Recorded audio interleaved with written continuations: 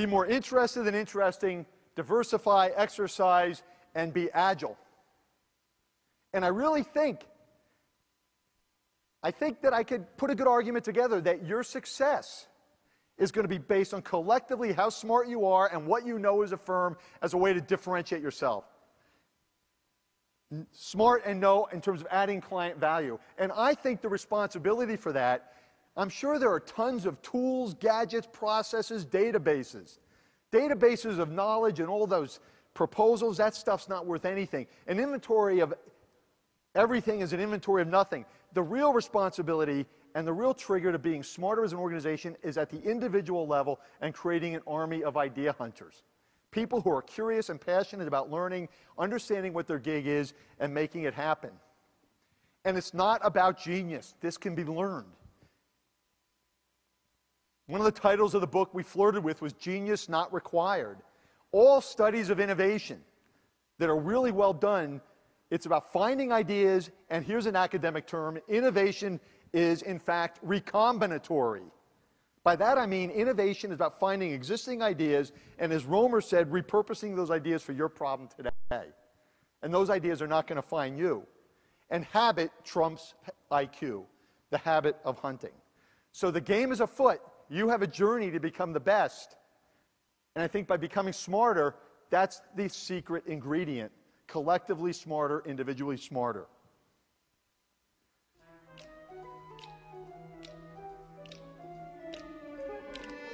This is my chance to be on Broadway, which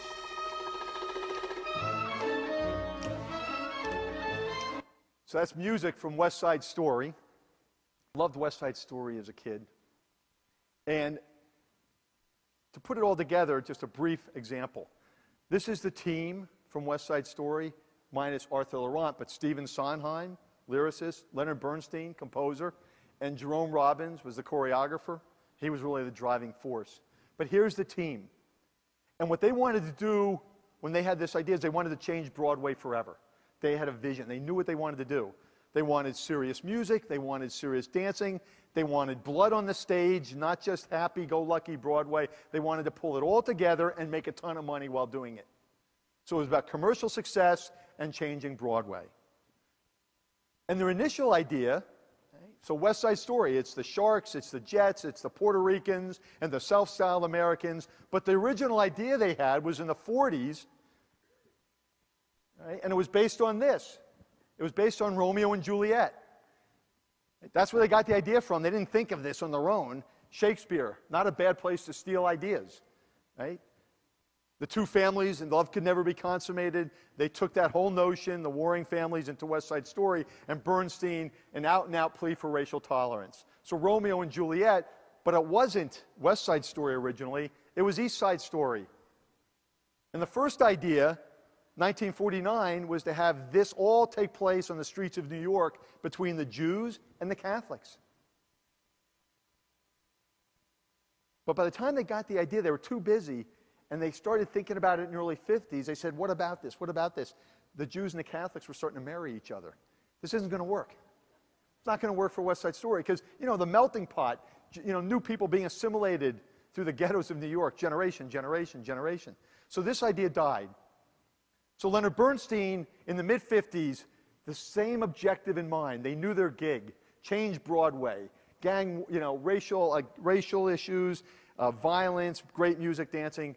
He's sitting in Los Angeles by a pool at a hotel, and he's reading about the Latino gang warfare that was going on in Los Angeles. And as soon as he read that from that newspaper, he said to himself, this is it. I've got it. I can hear the music. He ran up to his apartment, his room. He called Jerome Robbins, and it gave birth to West Side Story. So the idea didn't die. They kept with the idea. It survived. It thrived. It became West Side Story, and it won Tony Awards, a huge commercial success.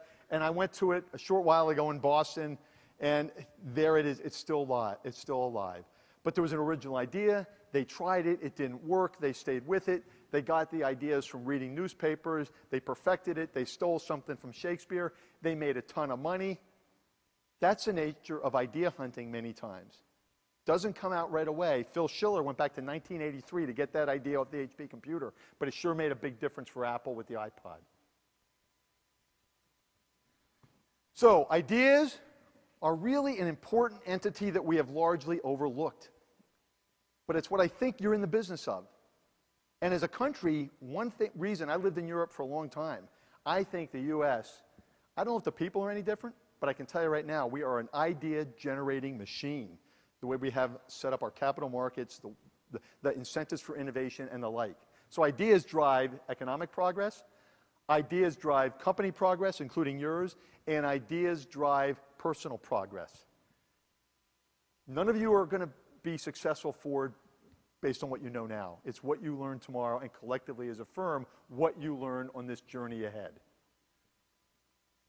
Thank you.